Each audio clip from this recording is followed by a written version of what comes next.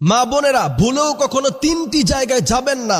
যদি যান তাহলে আপনার কোনো ইবাদত আল্লাহর দরবারে কবুল হবে না। আপনি নামাজ পড়বেন, আপনি তাহাজ্জুদ পড়বেন, আপনি কোরআন কারীম তেলাওয়াত করবেন, কিন্তু বিশ্বনবী বলছেন তোমার কোনো ইবাদত আল্লাহ সুবহানাহু ওয়া তাআলার দরবারে কবুল হবে না যদি আমাদের মা বোনেরা ভুল করেও এই তিনটি স্থানে যদি তারা যায়। বিশ্বনবী সাল্লাল্লাহু আলাইহি সাল্লাম এইটাকে কঠিনভাবে নিষেধ করেছেন। প্রথম নাম্বার হচ্ছে, বিশ্বনবী সাল্লাল্লাহু আলাইহি ওয়াসাল্লাম বললেন, কোন মেয়ে যদি গণকের কাছে যায় ওই মহিলার কোন ইবাদত আল্লাহর দরবারে কবুল হয় না।